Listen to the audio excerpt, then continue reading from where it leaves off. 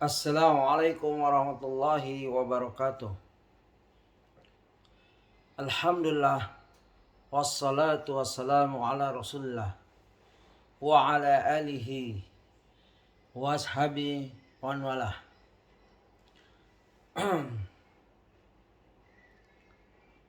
Ya ayyuhalladzina amanu taqullaha haqqa tuqatih wa la tamutunna illa wa antum muslimun. Allahumma shalli wa sallim ala nabiyyina Muhammad. Amma ba'd. Kita sampai pada kajian yang ke-9, jilid 1 bab 1 halaman 56 dari kitab Sirah Nabawiyah karya Al-Ustadz Dr. Firanda Dirja LCMA Hafizahullah. Kita sampai di mana kisah seorang Baduy berhajat pada Rasulullah untuk meminta sesuatu, entah harta, dengan cara yang kasar, dengan memanggil nama Muhammad. Tetapi Rasulullah mengabulkan permintaannya dengan senyum, tidak marah. Ini adalah mukjizat, ya, akhlak, mukjizat yang berupa akhlak Rasulullah SAW. Ya. Tanpa bimbingan Allah Rabbul Alamin tidak bisa manusia mempunyai akhlak seperti ini. Ya, apalagi kedudukannya mulia. Baik, kita lanjutkan tulisan Ustadz Dr. Firanda di halaman 56. Kita pasti akan merasa aneh, bagaimana bisa ada orang dengan akhlak seperti itu. Kita mungkin bisa untuk memaafkan, tapi penulis sangat yakin bahwasanya jika di posisi tersebut kita akan emosi atau marah terlebih dahulu, baru kemudian memaafkan. Ya, kalau posisi kita seperti posisi Nabi, kita marah dulu, baru nasihatin panjang lebar, baru maafkan. Gitu. Tapi tidak demikian yang terjadi pada Nabi Muhammad SAW. Ya, orang Baduy tersebut dimaafkan langsung, senyum. Padahal bahkan ada keterangan bertanda lehernya dari selendang atau ridho yang ditarik keras dengan kasar. Ya, ini sifat orang Baduy seperti itu. Semoga Allah mengampunkan dosanya. Ya. Tapi tidak demikian yang terjadi pada Nabi Muhammad SAW. Beliau malah langsung tersenyum dan langsung memaafkan orang Arab Baduy tersebut. Ini tentu suatu perkara yang sangat menakjubkan bagi kita semua. Benar, sepakat kita. Lalu penulis melanjutkan, di antara bukti mukjizat akhlak Nabi Muhammad SAW dalam hal memaafkan adalah bagaimana beliau memaafkan orang-orang kafir Quraisy. Kita semua sudah sangat paham bagaimana Nabi Muhammad SAW terusir dari kampung halamannya yang sangat dia cintai, yaitu Mekah, dan berhijrah ke kota Madinah. Sampai-sampai ketika meninggalkan kota Mekah, beliau dengan sedih berkata kepada kota Mekah. Ya, ini ungkapan seorang yang sedang bersedih. Ya, meninggalkan kota tempat kelahirannya yang penuh kenangan, jelas waktu beliau masih kecil, ya, begitu.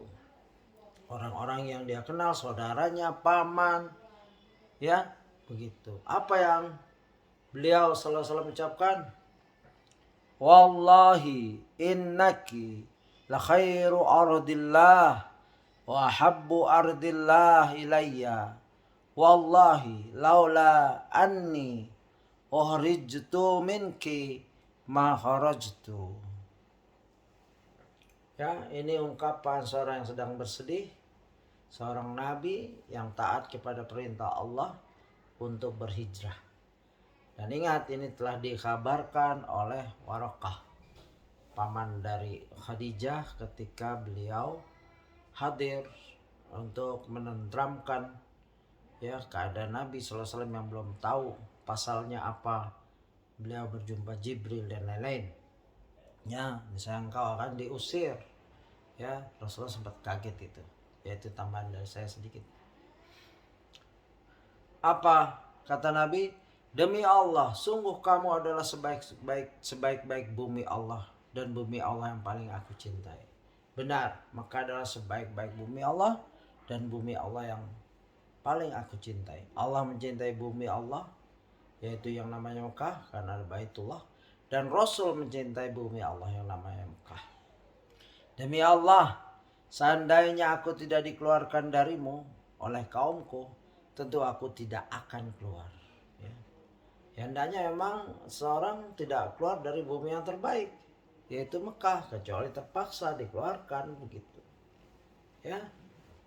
Bahkan berbondong-bondong atau banyak umat Islam ingin wafat di Mekah ya ketika haji. Dan beruntunglah Anda yang haji, yang sudah haji dan umroh. Semoga Allah menyampaikan saya terutama ya untuk haji dan umroh ya, mengunjungi kota yang Rasulullah sallallahu alaihi wasallam ya cintai. Ini hadis riwayat Ibnu Majah nomor 3108, dinyatakan sahih oleh Al-Albani dalam Miskah Al-Masabih nomor 2725. Jadi jelas ya betapa Nabi sedih meninggalkan Mekah. Dan itu karena diusir oleh kaumnya sendiri. Oleh karenanya Al-Aini rahimahullah dalam kitab Umdah Al-Qari juga mengatakan Annallaha lamma btala nabiyahu alaihi salatu wassalamu bil hijrati wa firaqil watani. Sesungguhnya Allah menguji nabinya dengan hijrah dan meninggalkan kampung halamannya. Ya. Itu Umdah Al-Qari ya, kitab yang ke-10 halaman 251. Itu kutipan dari Ustadz Firanda. Begitu, silakan yang mampu merujuk. Meskipun Nabi Muhammad SAW ya, itu artinya tadi sungguhnya Allah menguji nabinya dengan hijrah dan meninggalkan kampung halamannya. Ya, Ustadz Firanda menulis meskipun Nabi Muhammad SAW telah terusir dari kampung halamannya, apa yang terjadi setelah 8 tahun berikutnya? Ya, meskipun Nabi Muhammad SAW telah terusir dari kampung halamannya, apa yang terjadi setelah 8 tahun berikutnya? Ini pertanyaan. Rasulullah SAW kembali ke kota Mekah dengan membawa 10.000 pasukan. Ya, saat itu terjadilah percakapan antara Rasulullah SAW dengan orang-orang kafir Quraisy. Rasulullah SAW bersabda, coba kita dengar saksama bagaimana orang telah diusir dari kota tercintanya balik ya 8 tahun kemudian dengan pasukan 10.000. Yang pasukan itu nggak mungkin dikalahkan saat itu ya. Orang Quraisy paham itu. Apa ucapannya? Coba yang terbayang di diri kita kalau kita di posisi itu. Ya, bahkan kebanyakan raja-raja semena-mena menghancurkan, membunuh, mengambil, merampas. Tapi apa Rasulullah ucapkan kepada kaum Quraisy yang telah mengusirnya, yang masih hidup? Ya ma'saral Quraisy, ma tazunnuna anni fa'ilun bikum. Ya. Wahai orang-orang Quraisy, menurut kalian apa yang akan aku lakukan terhadap kalian? Apa? Ya. Rasulullah bertanya. Mendengar perkataan Nabi Muhammad SAW, tentu mereka menjadi ingat bagaimana mereka mengusir beliau SAW.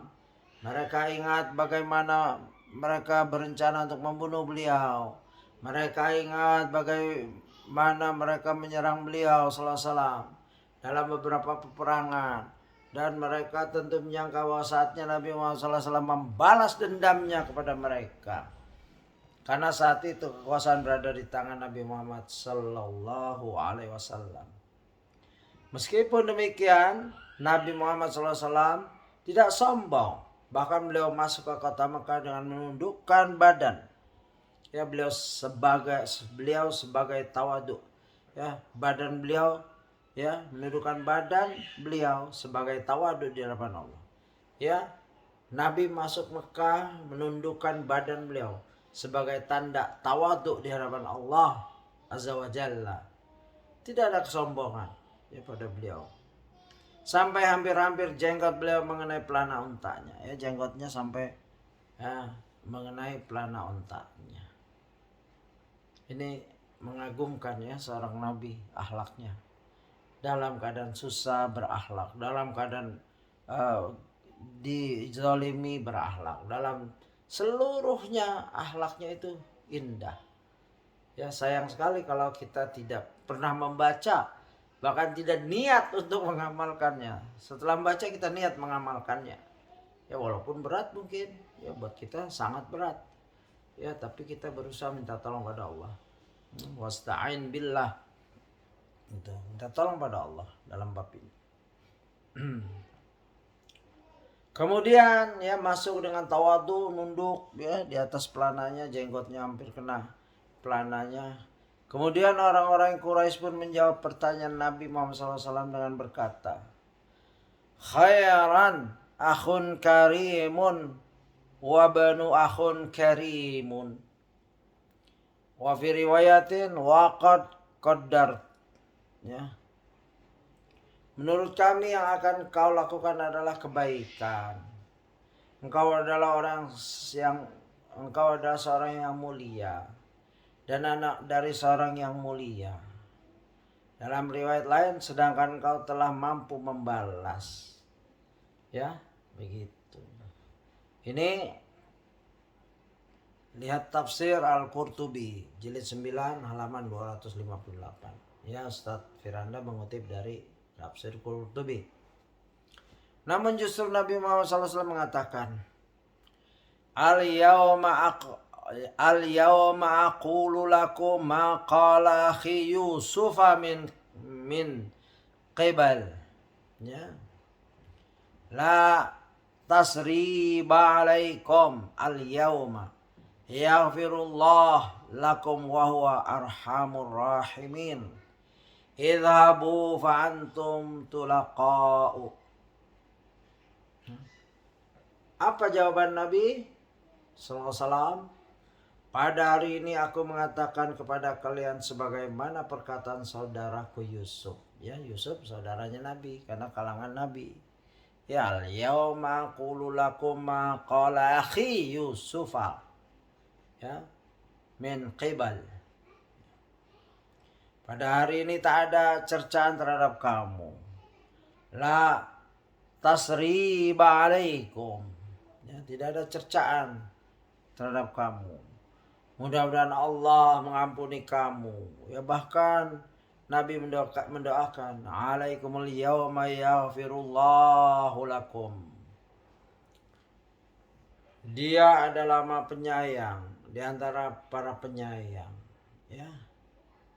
Idhabu, pergilah, sekarang kamu bebas. Ya, sekarang kalian bebas. Fa antum tulaqa'u. Ya. Begitu. Itu ucapan Nabi berdasarkan surat Yusuf ayat 92 tentang Yusuf terhadap saudara-saudaranya. Nabi mencontoh akhlak yang baik dari saudaranya yaitu Yusuf alaihissalam. Ya, antara Nabi saling mencontoh. Mereka tauladan. Nabi Yusuf tauladan, kesabaran. Ya. Saat digoda oleh seorang wanita jelata kaya tinggi posisinya. Ya, di satu sisi beliau juga meniru hal ini. Ya. Maqala akhi Yusuf. Ya, apa yang saudaraku Yusuf katakan.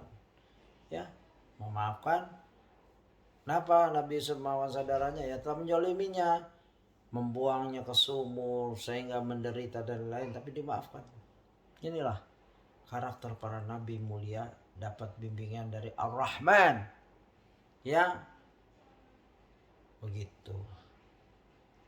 Inilah yang dilakukan oleh Nabi Muhammad SAW ketika penaklukan kota Mekah.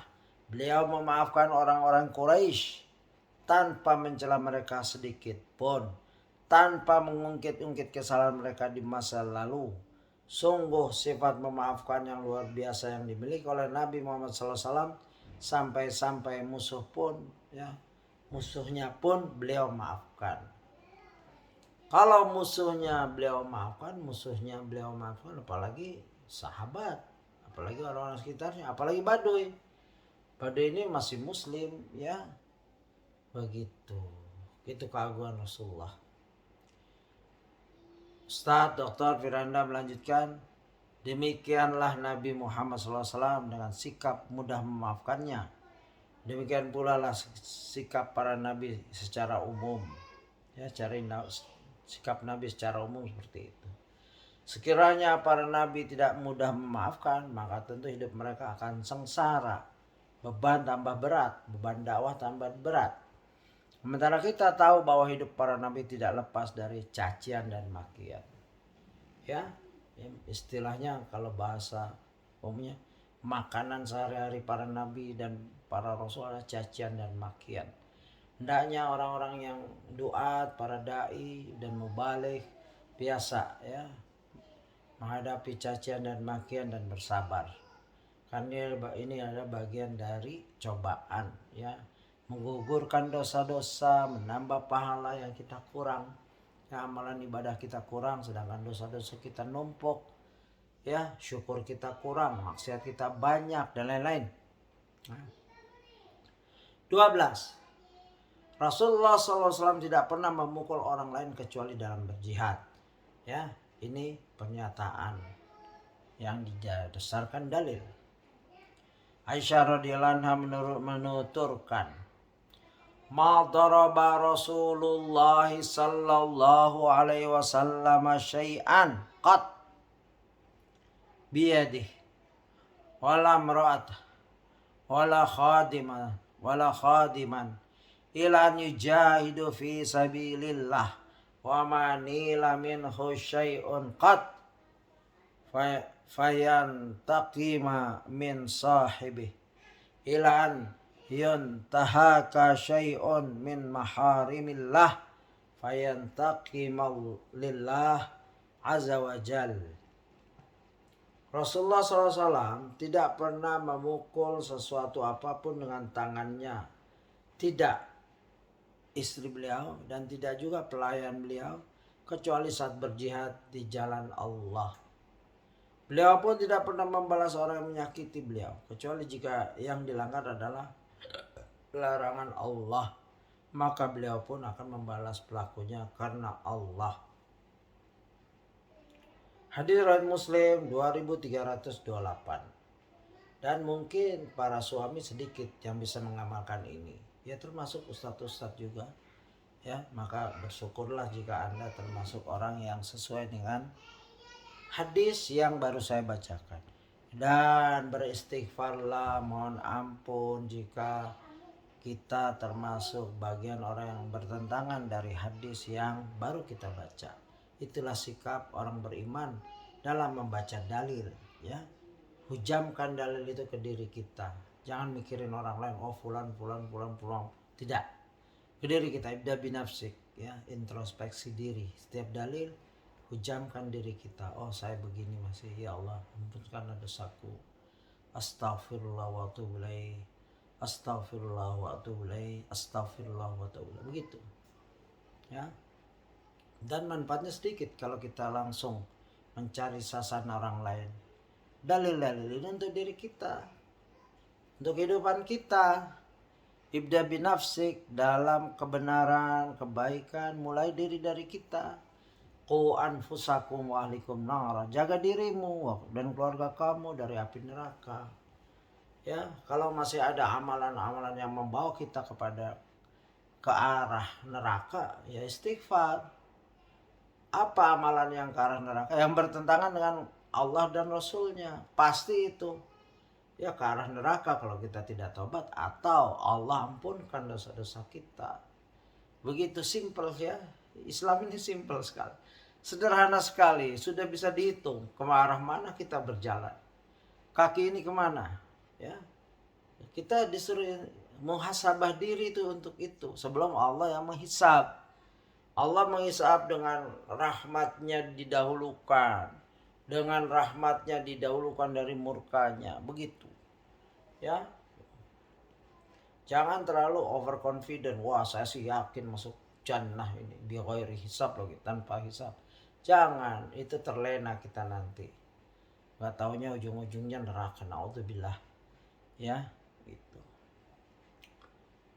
Baik, kita lanjut. Nomor 13. Rasulullah SAW adalah orang yang paling dermawan. Nah ini, Ibnu Abbas radhiyallahu anhu berkata, "Kana Rasulullah sallallahu alaihi wasallam ajwadan nasi wa kana ajwadu ma yakunu fi Ramadhan." Tadi masalah beliau tidak pernah membalas orang yang menyakiti beliau, yaitu hadis sudah saya baca ya, hadis Muslim nomor 2328. Sekarang masuk nomor 13. Rasulullah SAW adalah orang yang paling dermawan. Ya, Rasulullah SAW adalah manusia yang paling dermawan, terutama pada bulan Ramadan. Ya, ajwad, orang yang ajwad, ya begitu. Ajwad artinya dermawan, murah hati, tangannya apa istilahnya, ya terbuka, memberi, mudah memberi, begitu. Contohnya tadi Baduy menarik selendangnya dengan cara kasar, Rasulullah senyum langsung menyuruh sahabatnya, kasih ya orang ini, kasih ya orang ini, begitu. Ya itu bukan sekedar ajwad, itu lebih dari ya dermawan dan nahan marah langsung. Ya, Rasulullah SAW adalah manusia yang paling dermawan terutama pada bulan Ramadan dalam hadis riwayat Bukhari nomor 6. Ya, awal-awal hadis. Begitu. Nah, berbicara tentang kedermawanan, maka tidak perlu kita tanyakan dan ragukan lagi akan kedermawanan Nabi Muhammad SAW. Beliau adalah seorang yang super dermawan, ya super dermawan. Ini Ustaz Firanda memilih kata super dermawan, ya bagus. Di antara yang menunjukkan hal tersebut adalah kisah di mana suatu hari Nabi Muhammad SAW dilihat oleh seorang wanita mengenakan pakaian yang sudah cukup usang. Ya, di antara yang menunjukkan hal tersebut adalah kisah di mana suatu hari Nabi Muhammad SAW dilihat oleh seorang wanita mengenakan pakaian yang sudah cukup usang. Wanita tersebut pun kemudian membuat baju yang indah lalu menghadiahkannya kepada Nabi Muhammad SAW. Ya, Nabi Muhammad dilihat pakai pakaiannya yang udah usang. Lalu wanita itu kemudian membuat baju yang indah lalu menghadiahkannya kepada Nabi Muhammad SAW. Maka Nabi Muhammad SAW pun menerima hadiah tersebut karena Nabi Muhammad SAW membutuhkannya. Lalu beliau pun memakainya. Tidak lama setelah pakaian tersebut beliau pakai, datang seorang memuji dan meminta pakaian tersebut. Tanpa ada wajah marah dan cemberut sedikit pun, Nabi Muhammad SAW pun kemudian memberikan pakaian yang baru saja dia dapatkan kepada orang tersebut. Melihat hal tersebut, orang-orang pun berkata, ya coba, beliau pakai pakaiannya agak usang, ya agak lama, udah tua. Saya ada umatnya wanita yang sedih lalu membuatkan dan dihadiahkan. Baru dipakai belum berapa lama ada orang memuji dan meminta aja. Ya langsung dilepas. Ya begitu. Maka melihat hal tersebut orang-orang pun berkata sekitarnya, ya, ma'asanta labisahan Nabi sallallahu alaihi wasallam muhtajan ilaiha tsumma sa'altahu alimta annahu la yaruddu qala inni wallahi ma sa'altuhu li albasah innama sa'altuhu litakuna kafani. Ya sahabat menilai orang ini, ya. Kamu ini bagaimana, ya? Ma'ah santa. Kamu ini bagaimana? Nabi Muhammad SAW memakainya karena butuh. Ya karena pakaiannya kebanyakan sudah usah. Mengapa kamu memintanya padahal kamu tahu bahwa beliau tidak akan menolak orang yang meminta. Sudah tahu Rasulullah ya tidak pernah menolak, kamu minta lagi padahal beliau baru pakai, baru dikasih. Ya. Ia pun berkata, seorang ayah hamba Allah ini ya berhujjah, yang ya hujahnya cukup ya sangat baik. Ia pun berkata, sesungguhnya saya demi Allah, memakai nama Allah, tidaklah meminta untuk dipakai, namun saya memintanya agar menjadi kafan saya nanti. Ya, beliau cinta Rasulullah dan beliau memilih pakaian Rasulullah untuk menjadi kafan, kain kafannya. Ya, begitu. Itu alasan. Dan di sini boleh pakaian mungkin jadi kain kafan, wallahu alam fikihnya bagaimana. Tapi umumnya kain kafan putih. Ya, tapi sahabat ini berdalih seperti itu. Ya. Begitu. Dan itu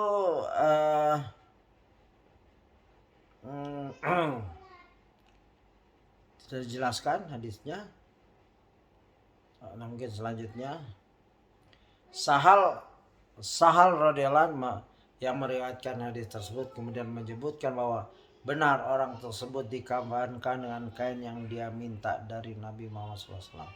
Jadi benar ya kaulnya ya bahwa mungkin beliau ya ingin sekali dikafani dengan baju Rasulullah SAW, dan yang dilihat bajunya itu ya dia juga enggak mungkin, wallahu alam sahabat ini nggak tahu baju baru dikasih kah begitu ya. Sahal radhiyallahu bersaksi bahwa benar sahabat ini meninggal dan dikafani dengan baju yang beliau minta dari Rasulullah SAW. Ini berdasarkan hadis, lihat Sahih Al-Bukhari nomor 1277, yaitu jilid 2 halaman 78. Contoh lain, Nabi Muhammad SAW pernah didatangi seorang Arab Badui. Kemudian orang tersebut meminta pada Nabi Muhammad SAW kambing yang banyak. Ya, kambing. Ya, catatan kaki di sini. Terkadang Nabi Muhammad SAW memiliki harta yang banyak karena menang dalam peperangan. Ini ghanimah ya. Yas'alunaka 'anil anfal ya. Ketika itu Nabi Muhammad SAW mendapatkan kambing yang banyak yang memenuhi satu lembah di antara dua bukit. Ya, ada lembah, dua bukit, lembahnya penuh kambing. Nah, itu punya milik Rasulullah SAW. Ya, sebagai pemimpin perang, panglima perang tertinggi dan lain-lain, itu pembagian dari Allah. Ya, begitu. Anas bin Malik radhiyallahu anhu pun meriwayatkan, fa'atahu ghanaman baina jabalaini faraja ila qaumi faqala ya qaumi aslimu fa inna Muhammadan yu'ti ata'an la yakhshal faqah ya. Maka Nabi Muhammad SAW memberikan, ya ini riwayat Anas bin Malik, maka Nabi Muhammad SAW memberikan kepadanya kambing sepenuh lembah. Lalu ia pun kembali kepada kaumnya. Orang yang diberi ini kembali kepada kaumnya dan berkata, wahai kaumku, masuklah kalian ke dalam Islam. Sesungguhnya Muhammad memberi pemberian tanpa takut kemiskinan sama sekali. Ya, ajib ya, sudah diberi ngasih tahu. Rupanya ada sunnahnya ini. Ada salafnya seperti itu. Ya. Begitu. Dan dalam rangka dakwah, karena Rasulullah dengan memberi hewan kambingnya satu lembah menghasilkan masuk Islamnya berbondong-bondong dari kaum Arab ini, Arab Badui ini, yaitu ada hikmah di balik pemberian ya. begitu. Itu hadis riwayat Muslim 2312. Sungguh luar biasa kedermawanan Nabi Muhammad SAW. Tidak ada dunia sedikit pun di dalam hati beliau, sehingga seluruh apa yang orang minta kepada beliau, selama beliau sanggupi, maka pasti beliau sallallahu alaihi wasallam pasti akan berikan, ya. Maka pasti beliau akan memberikan. Di antara kisah menakjubkan lainnya adalah kisah antara Nabi Muhammad SAW dengan Safwan bin Umayyah bin Khalaf, ya, yaitu bin Khalaf. Dia adalah anak dari Umayyah bin Khalaf yang meninggal dalam perang Badar, dibunuh oleh Bilal radhiyallahu anhu. Sementara dahulu dia adalah majikannya Bilal, ya, bekas budak, mantan budak membunuh tuannya, ya, karena berbeda akidah, begitu. Safwan bin Umayyah sangat membenci Rasulullah SAW dan selalu ingin balas dendam, ya. Safwan ingin balas dendam karena ayahnya dibunuh oleh pasukan Rasulullah, yaitu Bilal, atas kematian ayahnya. Sehingga ia selalu berusaha untuk membunuh Nabi Muhammad SAW dalam beberapa perangan. Bahkan ketika Rasulullah SAW menaklukkan kota Mekah, ia pun lari keluar kota Mekah. Namun ketika Rasulullah SAW telah menjamin keamanan baginya, maka barulah Safwan bin Umayyah kembali ke kota Mekah, ya. Karena seringnya ingin membunuh lalu kabur dia takut akan dibunuh oleh Rasulullah SAW. Ya, ini lihat Fiqh As-Sirah An-Nabawiyah li Munir Al-Ghadaban, ya. Gitu. Setelah beberapa saat ia ikut bersama Nabi Muhammad SAW dalam perang Hunain. Namun waktu itu ia belum masuk Islam, ya. Jadi ada para yang orang-orang lemah dari kalangan Quraisy setelah Islam menang, mereka ikut Nabi, ya, tapi belum masuk Islam. Begitu. Ketika selesai perang, Rasulullah SAW bersama para sahabat yang lain mendapatkan banyak ghanimah. Kemudian Rasulullah SAW melihat Safwan bin Umayyah dan mengetahui bahwa ia adalah orang yang senang dengan dunia. Beliau SAW pun mengambil 100 ekor unta, ya, 100 ekor unta, dan memberikannya kepada Safwan. Setelah itu Nabi Muhammad SAW memberinya kembali 200 ekor unta kepada Safwan bin Umayyah, ya.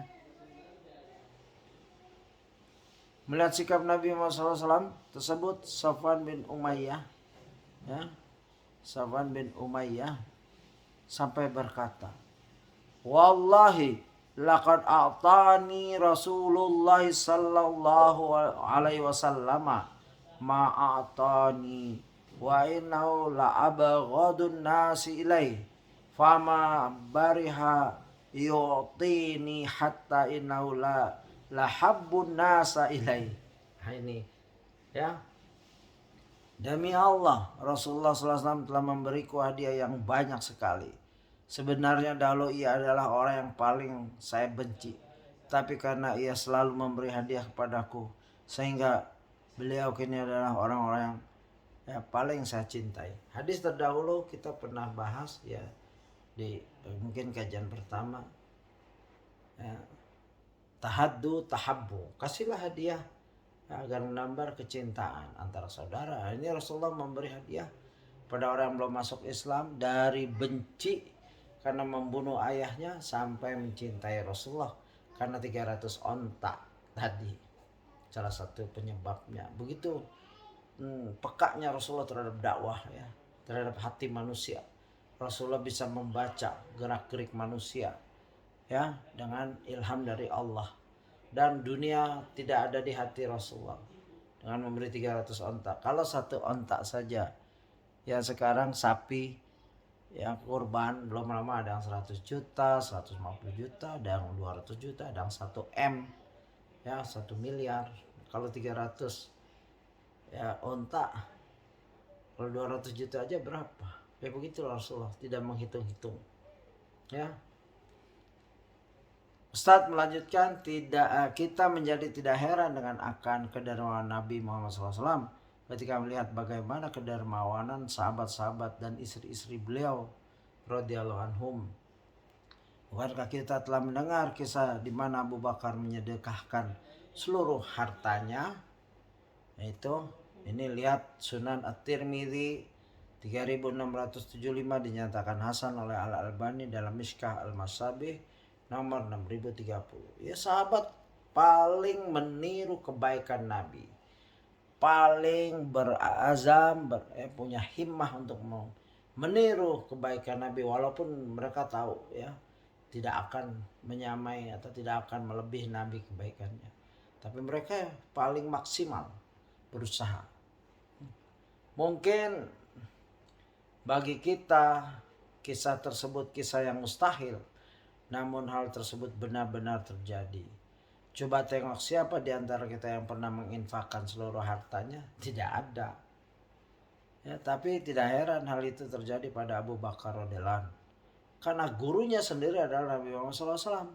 Orang yang sangat dermawan. Demikian kajian kita yang ke-9. Insya Allah kita lanjut yang ke-10. Insya Allah bismillah. Semoga Allah memberi kesehatan kita semua untuk terus mengkaji kalam ilahi, hadis-hadis Nabi, sirah nabinya, sirah para sahabat, sehingga kita dapat mengamalkan di dunia menuju akhirat nanti sebagai bekal yang terbaik. Subhanakallahumma bihamdika asyhadu an la ilaha illa anta astaghfiruka wa atubu ilaik. Assalamualaikum warahmatullahi wabarakatuh.